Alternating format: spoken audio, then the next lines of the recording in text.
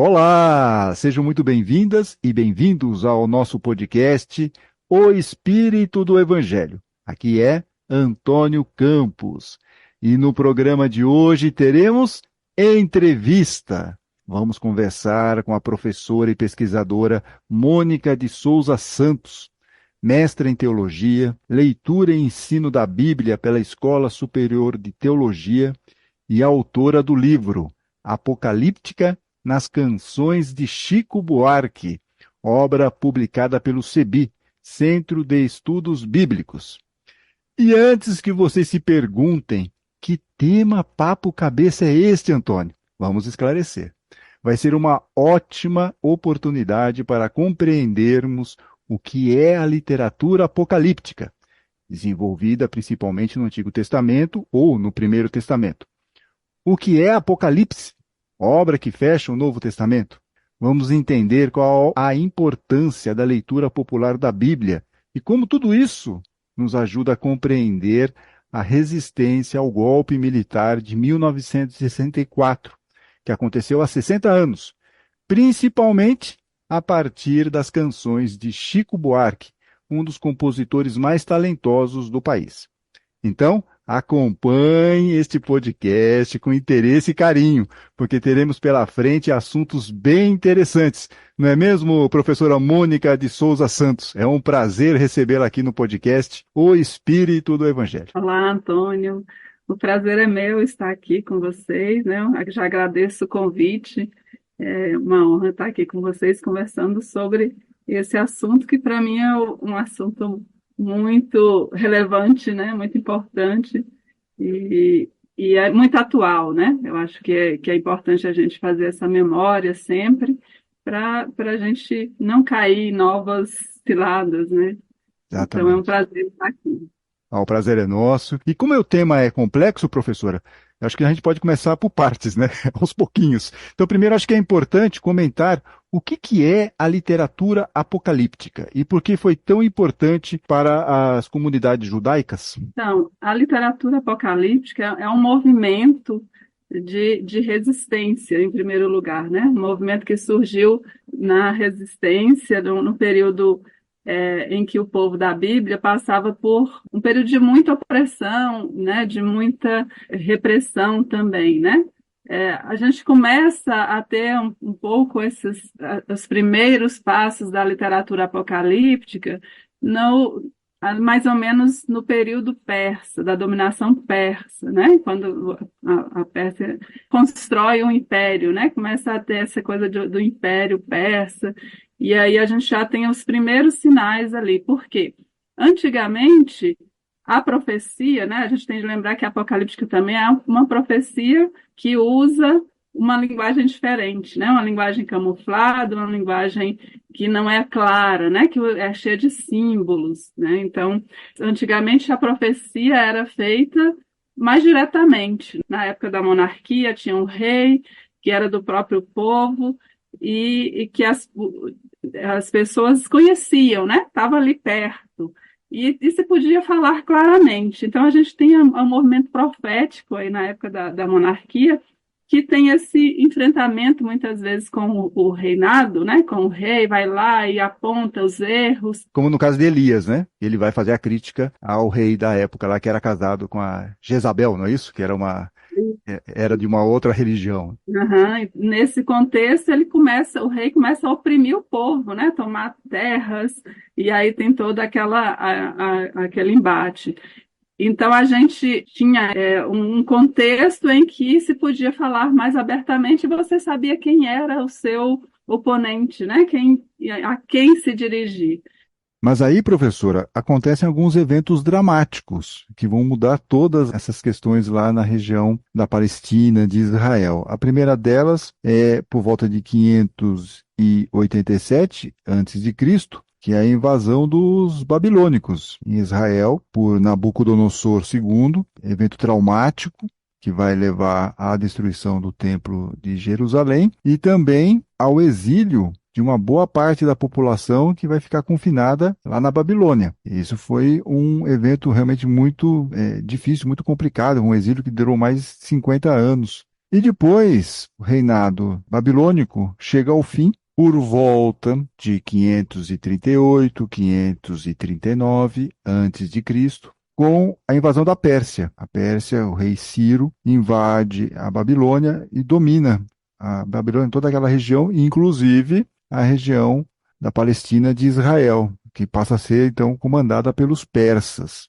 Imagino que essa dominação persa tenha também causado algum tipo de repressão e uma dificuldade de os judeus reclamarem ou se colocarem contra aquela dominação. Já na época do período persa, o império o imperador já é algo que alguém que está distante, né? Não é aquela pessoa visível ali, essa coisa já mais distante, você não tem diretamente a quem falar, né?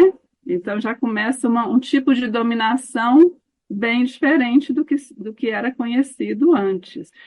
E aí, então, a gente tem as primeiras aspectos da literatura apocalíptica, né? A questão dos anjos, começa a surgir a crença nos anjos, o Deus já não está tão perto, né? Assim, então você precisa de outras maneiras de conversar. Mas se estava ruim com os persas, que depois com o rei Dario vai sendo retomado aí Israel, o exílio acaba, eles retornam, mas na sequência, por volta de 332 antes de Cristo também, vem Alexandre o Grande. E o Alexandre o Grande derrota a Pérsia, ou seja, é a Grécia invadindo a Pérsia. E com a Pérsia tomava conta lá da região da Palestina, logo os gregos também se apropriaram daquela região da Palestina, de Israel. E parece que esse período conseguiu ser ainda pior em matéria de repressão contra os judeus. A coisa se complica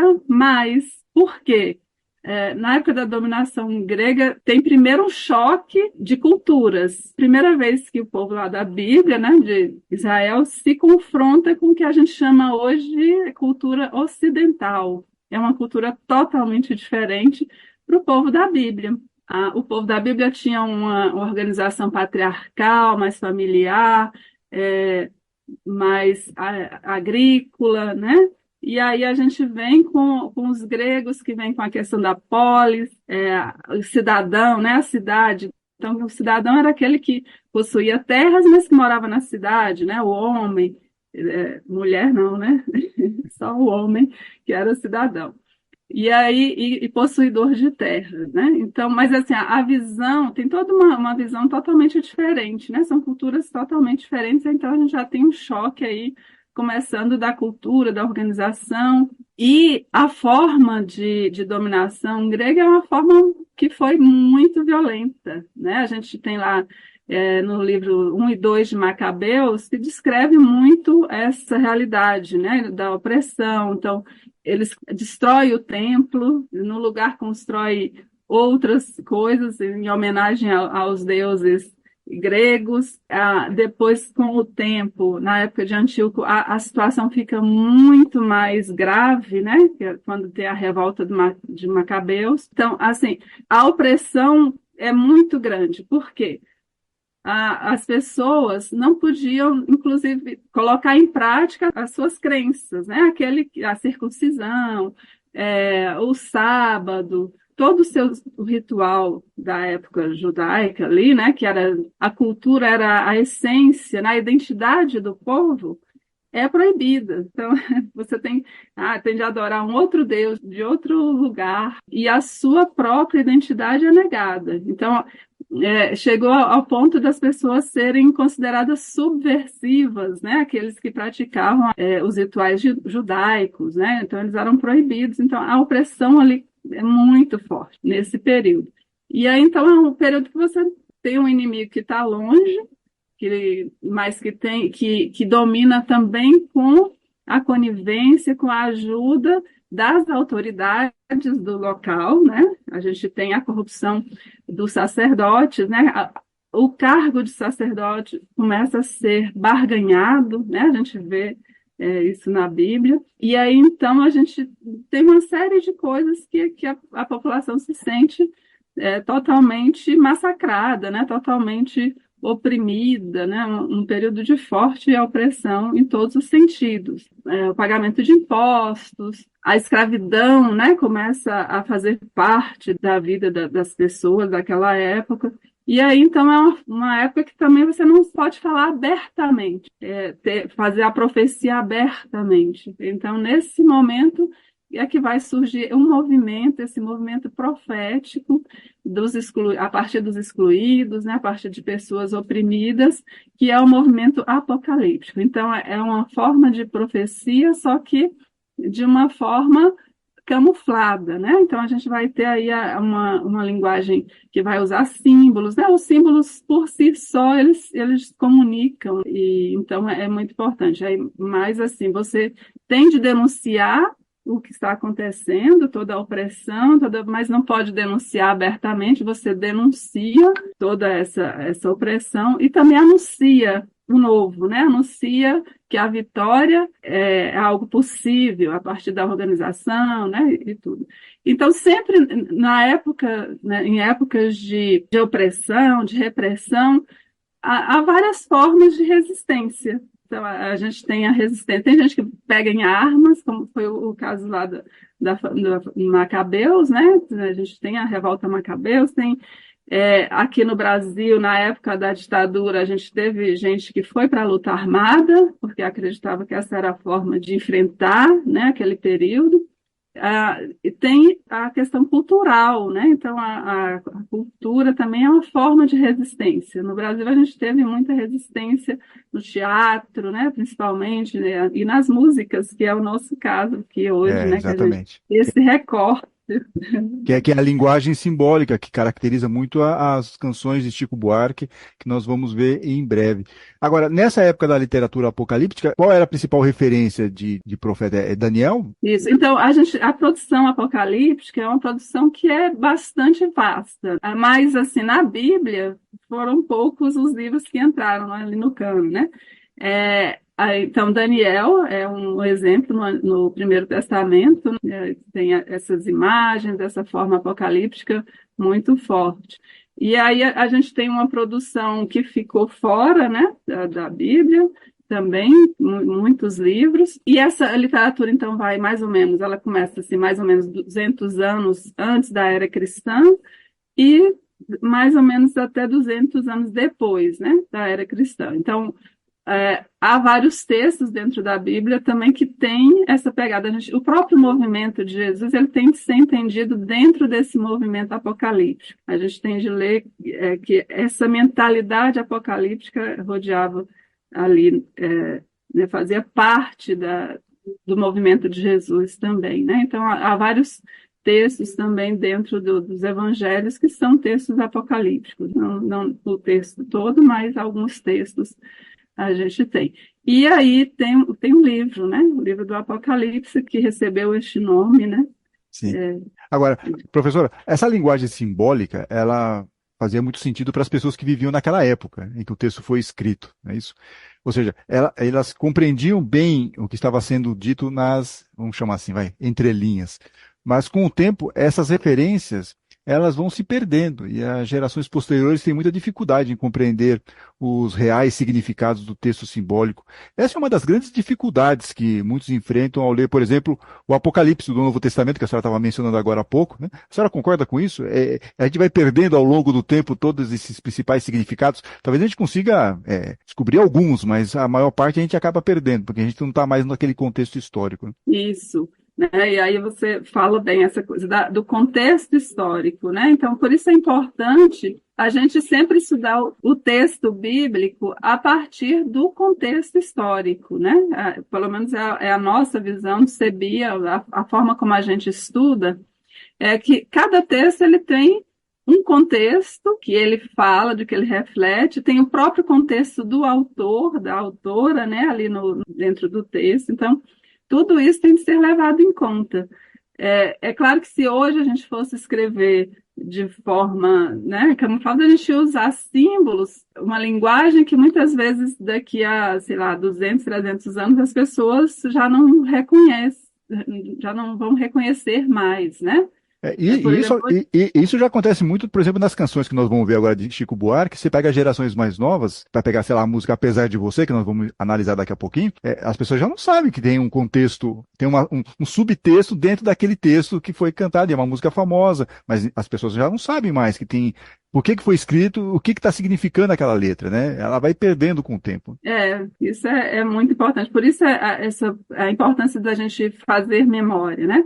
Mas então, para o povo da Bíblia, o texto todo fazia sentido, porque o Apocalipse ele traz muitas imagens do Primeiro Testamento, e as pessoas conheciam o Primeiro Testamento. Então, são imagens conhecidas, que o povo tem muita familiaridade, né? Então, ele está falando de um contexto, está usando uma linguagem que o povo da época reconhecia. Como, por exemplo, os 4 cavaleiros do Apocalipse, que Daniel vai usar de uma forma e depois o autor do Apocalipse do Novo Testamento vai reaproveitar, vai reutilizar essa simbologia com outras características, mas ele vai se apropriar um pouco daquela informação. Exatamente, né? Então ele faz uma releitura, traz de volta essa imagem que já tinha sido usada, né? Para falar da opressão ali daquela época, ele acrescenta. Então, por isso que é importante a gente não pegar a Bíblia e ler, isso aqui, e pronto, é o que vai acontecer, né? É muito importante, né, principalmente a literatura apocalíptica, a gente saber que eles estavam falando de um contexto, estava inserido num contexto. O livro do Apocalipse era o contexto do Império Romano, né? Que é de muita perseguição também, de muita violência, né?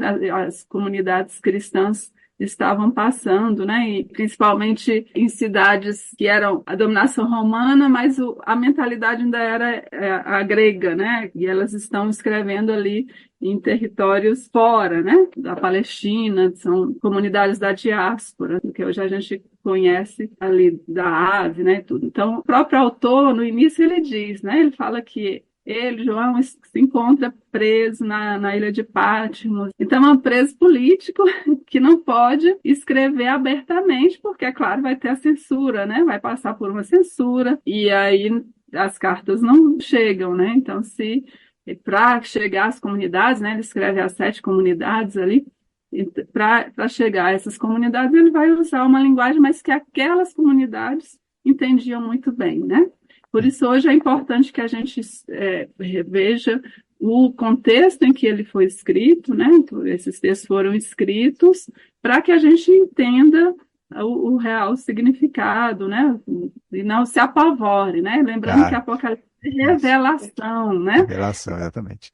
Porque o texto, assim, ao mesmo tempo que o texto é desafiador, texto apocalíptico é desafiador, o Apocalipse, ler o Apocalipse é desafiador e às vezes até assustador, as pessoas ficam com aquelas imagens na cabeça e tal, mas a linguagem apocalíptica, ela representa, na verdade, uma esperança, né, professor? Não sei se eu estou equivocado, por dias melhores, uma motivação para manter uma resistência.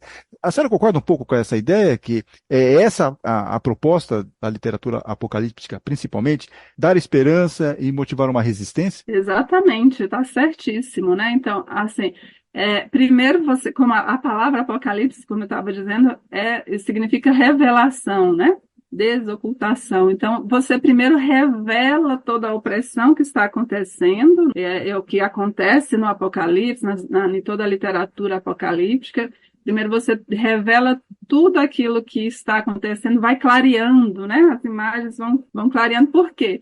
Numa época de repressão, de opressão, as pessoas são ali manipuladas muitas vezes com as informações, né? Tem todo um aparato que vai camuflar a realidade, né? Vai dizer, não, tá tudo bem, tá tudo ótimo, né? E a opressão ali em cima das pessoas. Então, primeiro ele revela todo esse aparato, todo esse aparato de repressão, de opressão aos pequenos, né? A quem está sofrendo isso tudo. E é uma coisa que para os grandes, para as pessoas opressores, eles não vão entender aquela linguagem. Mas, no fundo, o que a literatura apocalíptica está querendo com isso é dizer, não, há saída. Isso vai passar, isso vai acabar, né? Então, precisa, a partir da organização, você da resistência, a gente é capaz de superar toda essa dor, toda essa opressão. Então, a mensagem principal é de esperança mesmo, né? Não é para meter medo. O Apocalipse não foi para meter medo nas pessoas, ao contrário, foi para motivar. Olha, muitas pessoas estão morrendo, né? Porque na época, por exemplo, do Apocalipse e lá do período grego, as pessoas estavam morrendo. E aí você desanima, né? Não, isso não dá em nada. Por que a gente está seguindo esse projeto, sendo que a gente está todo mundo morrendo e tudo. Mas ele vem dizer, não, tá, muitos morreram, mas esses serão recompensados, eles verão a glória e nós vamos vencer, né? Isso tem um tempo, vai durar tanto tempo, né? É, E vai acabar. E isso é perfeito, porque retrata bem a situação da comunidade cristã no final do primeiro século, início do segundo século, que eu acho que acaba retratando bem isso, o Apocalipse, que é a questão da perseguição do Império Romano, em certa medida, e também a convivência com as outras pessoas que não eram cristãs. Eles tinham que meio que se misturar dentro das comunidades e também tinha muita perseguição por causa disso. Eles tinham que participar dos cultos lá politeístas, se eles quisessem, sei lá, conviver pacificamente dentro daquela comunidade. E não era coisa fácil, tanto que nas cartas que João envia lá para as comunidades há muita reclamação por parte dele, utilizando aí simbolicamente Jesus, que não era para prestar culto, não era para participar disso e tudo mais. Então havia muita dificuldade deles na convivência, tanto com o Império Romano quanto nessa sociedade politeísta. E realmente chega uma hora que desanima, né? Não quero mais saber disso, né? O projeto já não está fazendo muito sentido. E o Apocalipse tenta, de alguma forma, reafirmar aí, dar um pouco de esperança, para mantenham a linha, não percam a esperança, sigam aqui nesse caminho. É mais ou menos isso mesmo, né? Quer dizer, João está querendo dar um ânimo para aquelas comunidades cristãs lá no começo, não é isso? Exatamente. E assim, o império, às vezes, ele é muito sedutor. Então, as comunidades estavam ali, no que hoje a gente conhece como Turquia, naquela região ali, as comunidades, e muitas eram cidades assim grandes, suntuosas, que acabavam atraindo também as pequenas comunidades. Olha, aquele povo vive de uma forma suntuosa, a gente aqui. Então, tem toda essa coisa de você desviar, né? Do primeiro amor, como ele traz lá, né? Então, trazer, olha, sigam firmes aqui no nosso propósito, no nosso projeto. Então, tem toda uma sedução, né, do império, né, das cidades que estão ali perto, né, das pessoas e tudo. Então, é difícil, às vezes, você continuar seguindo firme, né? A gente está sendo perseguido, está sendo maltratado, vamos deixar isso para lá, né? Para que vale isso aqui? Então, o Apocalipse traz muito isso. Sigam firmes no seu propósito, no projeto de Jesus. Muito bem, é isso mesmo. Nós estamos aqui conversando no nosso podcast O Espírito do Evangelho com a professora e pesquisadora Mônica de Souza Santos, mestre em teologia, leitura e ensino da Bíblia pela Escola Superior de Teologia e autora do livro Apocalíptica, nas canções de Chico Buarque, obra publicada pelo CEBI, Centro de Estudos Bíblicos. Já tratamos aqui da literatura apocalíptica, do Apocalipse, texto que fecha o Novo Testamento. Então agora vamos entender a ideia por trás do livro da professora Mônica. O que a senhora pretendeu fazer ao juntar a ideia do Apocalipse com a resistência ao golpe militar de 64 nas canções de Chico Buarque? A senhora já falou um pouquinho lá no começo, mas agora vamos tentar fazer com um pouco mais de profundidade aqui em relação a isso. Então, a ideia... Pergunta fácil que eu fiz agora, né? Compra um livro, né, por favor, né? Você vai ler tudo lá. Não, mas assim, eu sei que o tema é complexo, mas tem uma ideia por trás que eu acho muito original e até por isso que nós estamos aqui conversando. A gente usa a Bíblia para iluminar a vida. Então, assim, a gente no CEBI sempre faz essa leitura assim de que a Bíblia ela serve para iluminar a nossa vida hoje, né? No nosso dia a dia. Nessa leitura sempre a partir do contexto, né, histórico e também fazendo a leitura do nosso contexto. Então, esse é o primeiro pontapé. Nas comunidades, muitas vezes quando a gente vai trabalhar o Apocalipse, quando você usa a música, né, usa outros elementos, ajuda a gente a compreender. Então, pouco o texto, né? Eu sempre usava algumas músicas, né, nas assessorias. E aí, essa ideia principal, assim, do nosso contexto que a gente está vivendo já há algum tempo, né, desde da época,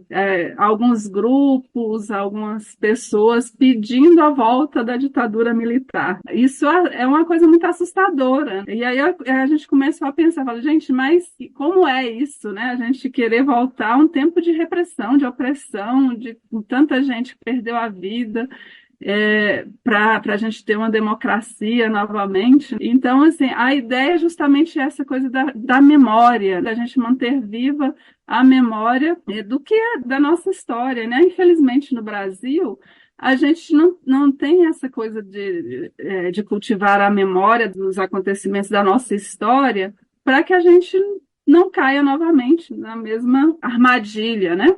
Então, e no Brasil, o que aconteceu foi assim, uma coisa que a gente tem uma ocultação desse momento, né, da ditadura militar. É uma coisa que é pouco trabalhada na escola, é um momento que as pessoas passam, às vezes não tem um aprofundamento, até por falta de conhecimento mesmo. Os livros quase não trazem, né, bem pouco tempo que começou a trazer um pouco mais sobre a história, nem sempre é uma coisa assim aprofundada.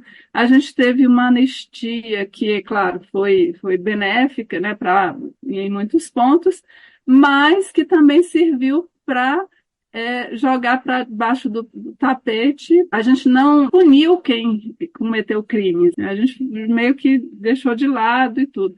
Que é totalmente diferente dos nossos vizinhos. A Argentina, até hoje, as pessoas são condenadas pelos crimes que cometeram na ditadura, os militares, né? No Uruguai, e Chile. aqui no Brasil ninguém, no Chile. Aqui no Brasil ninguém foi condenado assim, né, dos militares. É uma coisa que há pouquíssimo tempo foram revelados alguns documentos, e isso causou né, uma grande revolta entre os militares. Isso a gente viu quais são as consequências. E então, assim, é um período que realmente é uma coisa ocultada, né, e que é incrível ver pessoas hoje pedindo a volta da ditadura militar, né? Grupos que vai para a rua. Recentemente a gente viu isso, assim, toda uma armação para que as Forças Armadas tomassem conta novamente, né, do país, né? Então, assim, é inacreditável. Então, a ideia de trazer um pouco essa coisa da música, né?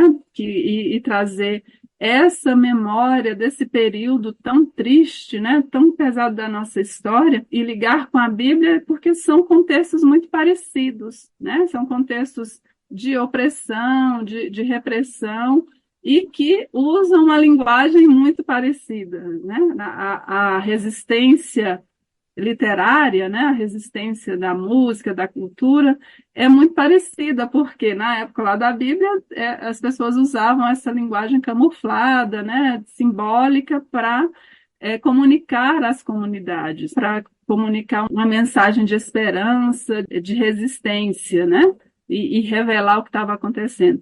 E aqui no Brasil também isso aconteceu na época da ditadura militar, civil-militar, né? Porque a música, o teatro, tudo ajudou as pessoas a perceberem o que estava acontecendo e resistir. A música que você já citou, apesar de você, ela se tornou um hino contra a ditadura, né, militar. E até hoje a gente usa muito, né, nesses períodos difíceis da nossa história. É verdade. E nessa época da ditadura militar, período de repressão política, como a senhora falou, tortura, sofrimento, pouca esperança, tinha a censura ainda, né? Quer dizer, a coisa ainda era pior, você tinha a censura.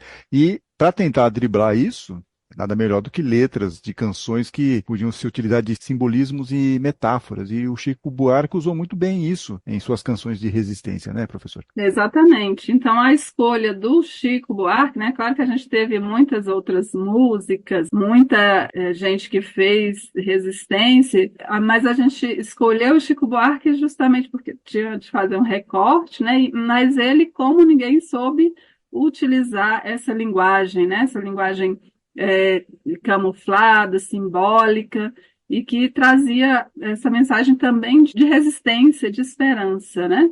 E denúncia também, né? Mas e realmente a repressão e a censura era muito forte. O que eu achei curioso no livro, professor, é que é mostrado que após o golpe de 64, o Chico Buarque estava compondo canções com linguagem simbólica, como nas letras, nas músicas A Banda, Olê Olá, em que ele criticava a realidade atual e propunha, como a senhora menciona lá no livro, uma busca por um modo de vida mais nostálgico, mais ingênuo, e que não fosse contaminado pelo consumismo e pela massificação. O que a senhora pode comentar sobre essa época criativa de Chico Buarque, principalmente em relação à canção A Banda? Bom, a gente usou também muito o livro da Adélia Bezerra de Menezes, que ela traz um pouco essa coisa da poesia política em Chico Buarque, né?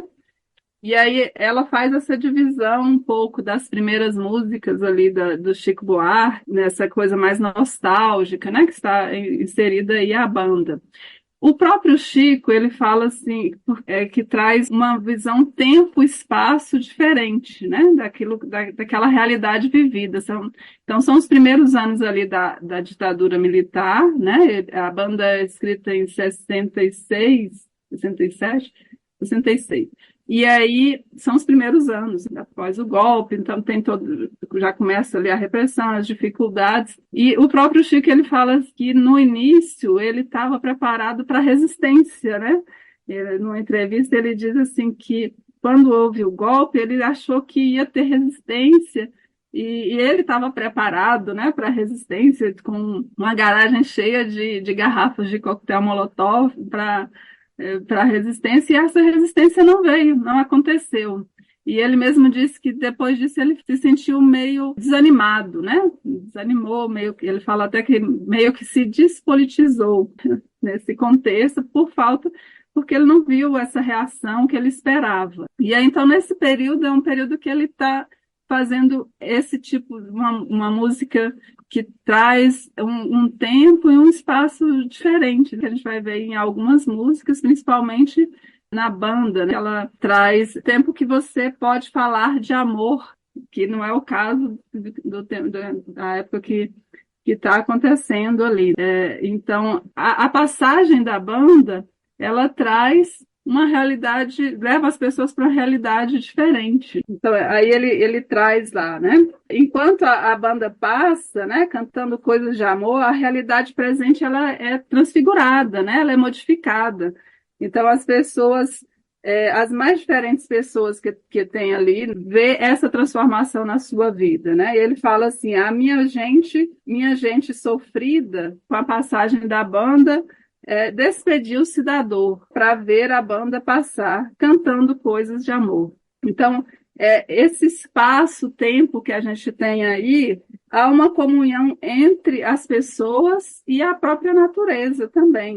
O mundo fechado, isolado, né? Cada pessoa no seu canto, né? Com a sua dor, ela começa com a passagem da banda, provoca uma festa ali. E nessa comunhão, né, as pessoas acabam esquecendo da dor, né, daquela realidade que está sendo vivida naquele momento. E depois disso ele vai indo para uma fase mais incisiva. Não, e a canção é um modelo de resistência, quando a gente fala você perguntou, né, desse mundo que é oferecido, né? A gente está começando um mundo aí da industrialização, da individualidade, do capitalismo selvagem, né? Nesse período. E aí essa realidade é outra, né? Que é apresentada uma vida mais alegre, mais bucólica, mais de comunhão, das pessoas não estarem isoladas, né? Que o capitalismo ele traz essa coisa do isolamento das pessoas e tudo. E nesse momento não, que a banda passa, todo mundo vai ver essa realidade transformada. E ele termina a música voltando à realidade. Depois que a banda passou, cada um voltou para a sua dor, volta à realidade, né? Há um lado mais individual, cada um por si, né? Não tem muito o que fazer, e quando todos juntos poderiam, né, ter um outro momento mais festivo. Né? Ele fala, né? Mas para meu desencanto, o que era doce acabou, tudo tomou o seu lugar depois que a banda passou, e cada qual no seu canto, em cada canto uma dor, né? Depois que a banda passou, cantando coisas de amor. né? Então, ele traz essa de volta à realidade, né? E lembra o Apocalipse, porque bem no início, lá no capítulo 4, o autor ele é levado, né, uma visão do céu, está no céu, mas ele chora, né? Depois de ter visto toda aquela coisa do céu, ele ainda chora, porque não sabe a quem é capaz de ler o livro, quem é capaz de abrir o livro. E aí vem uma pessoa de ancião e diz: não, calma, tem uma pessoa que é capaz de ler o livro.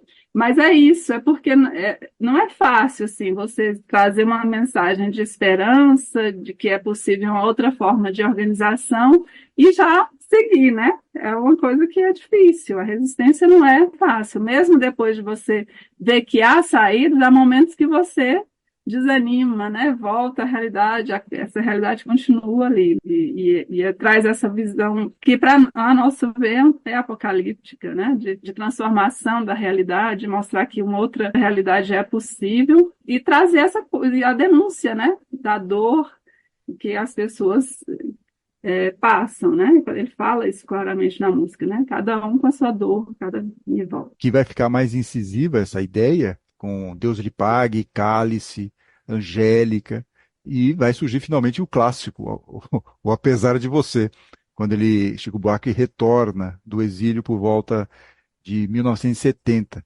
e cuja letra, surpreendentemente, passou pela censura. O censor não percebeu a linguagem simbólica de crítica que a canção trazia, só percebeu mais tarde. Aí a censura mandou recolher os LPs, mas a canção havia se popularizado, virou uma espécie de hino contra a ditadura militar e serviu para animar a resistência, ou seja, uma canção bem apocalíptica, não, professora? E que trechos aqui podemos destacar dessa canção, se você quiser falar um pouquinho sobre essa canção, né? Apesar de Você, de Chico Buarque. É interessante, né, você diz, que ele volta em 70 do exílio, e ele mesmo fala que quando chegou aqui, viu nos carros, né, a frase Brasil, ame-o ou deixe-o, né? E ele ficou assustado com esse tipo de coisa. A repressão estava bem pior, né? Porque a gente estava no período do governo do Médici, né? Então, já de 68 a gente teve o AI-5, então a censura, a repressão, a violência, os sumiços, né, o desaparecimento das pessoas, as mortes estavam mais presentes, né? Era um período de extrema violência, né? Quando a ditadura se fecha totalmente. E, ao mesmo tempo, tinha toda essa coisa assim, do pão e circo, na verdade, né? Porque era a festa com o tricampeonato, né? Do Brasil, então aquela coisa ali, e enquanto isso as pessoas morriam, né? Desapareciam, e toda essa coisa. Então, ele escreve essa música nesse contexto, então, que a violência da ditadura militar é muito mais forte. E aí ele vai trazer essa mensagem né, de esperança, apesar de você, né, apesar de você é tudo, né, que ele traz, é o governo, né, E que amanhã vai ser um outro dia, ele abre assim a canção, né? Amanhã vai ser um outro dia, ou seja, essa situação vai passar, né? Já abre a canção dessa maneira, né? Amanhã vai ser um outro dia. Exatamente. Então ele traz, não, apesar de hoje estar, né, toda essa repressão, toda essa violência, amanhã há de ser outro dia, né? Traz essa coisa que anima a comunidade, né? Que animou muitas pessoas, né? Que ouviam aquela música, como você disse, né? Que ele conseguiu burlar aí a censura, né? O censor não conseguiu perceber o que estava falando, mas quando chegou as pessoas que estavam na resistência, elas perceberam no ato, né? O que era, a música, de que a música falava. É aquilo que a gente dizia da questão dos símbolos. Para quem está ali naquele contexto, ela sabe do que está falando, né? O censor não percebeu porque não conhecia essa linguagem, né? Sei lá. E é essa a eficácia da linguagem apocalíptica, né? Porque ela esconde dos grandes, dos perseguidores, mas para as pessoas que estão na resistência é uma linguagem que é familiar, né? Que as pessoas entendem e ajuda a animar a resistência, a luta, e foi o que aconteceu com Apesar de Você, né? Passou e as pessoas, e até hoje a gente canta muito isso, né? Que apesar de, nesses últimos 4 anos, pelo menos a gente cantou, eu cantei muito, para animar a resistência, né? Falar, não, vai ser outro dia, a gente vai sair dessa obscuridade toda, né? Aliás, fala na música, né? Essa parte da obscuridade, da escuridão. Você que inventou esse estado, inventou de inventar toda a escuridão. Você que inventou o pecado, esqueceu-se de inventar o perdão, né? Porque Hoje é você quem manda, né? Opa, hoje você é quem manda, falou, tá falado, não tem discussão.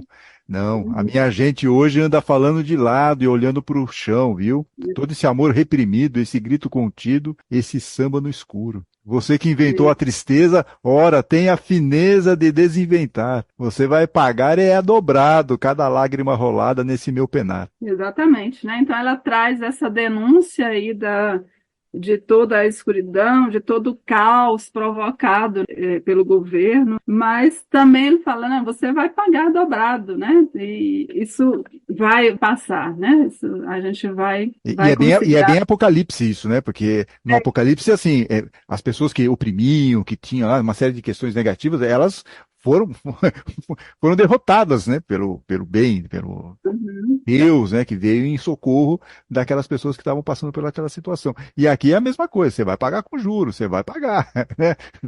É bem apocalíptico isso. Isso. E essa coisa, né, da lágrima que será enxugada, né? Então, esse choro e tudo vai passar como no Apocalipse, né? Que ele fala que todo povo tem a lágrima enxugada, né? Então, O jardim vai florescer, né? O jardim vai florescer qual você não queria, você vai se amargar vendo o dia raiar, sem lhe pedir licença, e eu vou morrer de rir, que esse dia há de vir antes do que você pensa. Exatamente. Então, o Apocalipse ele vai fechando com essa visão de um tempo melhor, né? De alegria, né? De comunhão entre a natureza e as pessoas. Então, e aqui também ele coloca isso. Toda lágrima derramada, né, vai ter uma explosão de alegria depois, né? Que é também essa linguagem apocalíptica, né, da explosão de alegria que a gente vai encontrar, por exemplo, lá no capítulo 19, que conduz, né, às fontes de água viva, e contemplar a nova criação, um novo mundo possível, né, um novo de água nova, jardim florescer e assim temos lá o Apocalipse 21.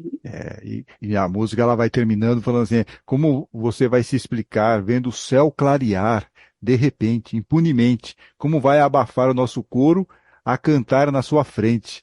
Apesar de você, amanhã há de ser outro dia, você vai se dar mal, etc e tal. E aí termina a canção. Exatamente. Então, há a possibilidade, né, de ter outro dia, um dia melhor, né, de dias melhores que possam vir. Então, a música, ela faz essa denúncia, né, de toda a violência, é você que manda, de toda a repressão, né, do choro, da lágrima, mas que toda essa lágrima, todo esse choro vai ser enxugado, né, como no Apocalipse, e essa explosão de alegria, como também no Apocalipse. E isso é o que traz a esperança, né, que traz a esperança para a resistência, né, para quem está na luta, dizer, não, vamos seguir. Há a possibilidade desse mundo acabar, né, desse mundo de dor, de desilusão, de tristeza, que é o que o Apocalipse traz, né? Muitas vezes a gente se assusta com a ideia, o fim do mundo. Mas o fim do mundo que o Apocalipse anuncia é o fim do mundo de opressão, de repressão que eles estão vivendo ali, né? E aqui também na música ela traz isso, né? Isso amanhã há de ser um outro dia. O jardim florescer, né? É uma visão muito bonita, né? Muito poética. Bonita, é poético, e até o final da ditadura militar, que aconteceu em 1985, após 21 anos de ditadura militar, até o fim da ditadura militar, as canções de protesto continuaram e foram uma importante forma de resistência nesse período da história brasileira. Como a senhora diz lá no final do livro, é a partir das experiências relatadas pelos grupos apocalípticos e de pessoas como Chico Buarque, é que nós podemos expressar a dor, mas também de reinventar a esperança. E é também uma maneira, né, professora, de manter viva a ligação entre Bíblia e vida. A Bíblia não é uma letra morta, ela também anima, porque pelas experiências que nós podemos ler lá na Bíblia, nós podemos também ter aqui a nossa esperança, a nossa resistência em momentos assim mais desafiadores, não? Exatamente, né? Então a gente lê, principalmente o Apocalipse, né, nessa perspectiva de que o Apocalipse traz para a gente uma mensagem de esperança, de vida, né? De que é possível a gente vencer os impérios, né? De que o império ele tem os seus dias contados, né? Dura lá 3 anos e meio, né? É um tempo imperfeito. E isso anima a gente, né? Saber que há outros impérios também já caíram e que hoje toda essa a opressão que é vivida, né? Que a gente pode vencer também. Eu acho que isso ajuda a gente hoje na resistência, né? E na esperança da construção de um mundo mais justo, mais igualitário, de menos violência. E a Bíblia serve para isso, né? Para nos animar a essa resistência, a essa luta por essa utopia, né? A utopia é o que faz a gente caminhar, né, para frente, acreditar no mundo melhor, numa vida melhor, onde as pessoas tenham uma vida mais digna. Vida digna para todo mundo, né? É isso que a gente sonha, para que todas as pessoas tenham o que comer, sejam respeitadas nas suas diferentes condições de vida, né? E tenham vida digna, vida plena, como no Evangelho traz. E é justamente isso, né? A Bíblia, o Apocalipse, ele serve para isso, para nos animar, né? Para nos dar esperança. Como as músicas na época da ditadura e até hoje, né? Acho que quando a gente está desanimada, é importante a gente lembrar, ver essas músicas que nos fazem acreditar no mundo melhor, no outro mundo possível. Exatamente, porque é uma ilusão, professora, a gente achar que passamos por esse período, nunca mais vai acontecer novamente. Não, os desafios estão sempre aí. Nós mesmos passamos agora há pouco, a senhora mesmo relatou no começo aí da nossa entrevista, momentos de tensão, né? Podíamos ter voltado a uma situação que foi igual a de 64. Então, assim, é uma ilusão a gente achar que não, agora acabou, né? Agora Jerusalém baixou aqui na terra, estamos tudo bem, estamos todos aqui cantando We Are the World. Até amanhã, porque depois pode acontecer uma outra coisa e nós vamos ter que ter de novo aqui, manter a esperança viva, a resistência, um mundo melhor. Isso não acaba, né? E conhecer a história nos ajuda a isso, né? A gente ver o que aconteceu e para que você não volte, né? Não caia de novo. Então, e é importante também a gente honrar as pessoas que lutaram para que a gente tenha uma democracia com todos os seus defeitos, mas a gente vive numa democracia, né? Numa época que a gente pode falar abertamente ainda. E muita gente perdeu sua vida, né, por isso, por acreditar nesse mundo, pela construção de uma democracia, né, de liberdade. E aí a gente tem de fazer memória dessas pessoas, né, honrar essas pessoas, e essa memória nos ajudar a entender, a compreender o presente, né? A história, ela é muito importante para a gente compreender o hoje, né? Agora. Perfeito, professor, é isso aí. Conversamos aqui no podcast com a professora e pesquisadora Mônica de Souza Santos, mestra em Teologia, Leitura e Ensino da Bíblia pela Escola Superior de Teologia e autora do livro que nós mencionamos muito aqui, hoje no episódio, Apocalíptica, nas canções de Chico Buarque, obra publicada pelo CEBI, Centro de Estudos Bíblicos. Eu vou colocar o link para esse livro lá na nossa descrição do episódio e também para uma outra publicação do CEBI que explica em 4 volumes, curtos, não são volumes longos, o Apocalipse. Professora, muito obrigado e até uma próxima oportunidade. Muito obrigada pela oportunidade, eu que agradeço. Queria deixar só a mensagem final de que é importante a gente ver a Apocalíptica como esse movimento cultural de resistência que nos ajuda a manter viva a esperança acesa de um mundo melhor. Muito obrigada pela oportunidade de participar desse programa. Nós que agradecemos e importantíssimo manter a esperança sempre, né? E em breve teremos um novo episódio de O Espírito do Evangelho nesta 5ª temporada. Fiquem bem, fiquem com Deus.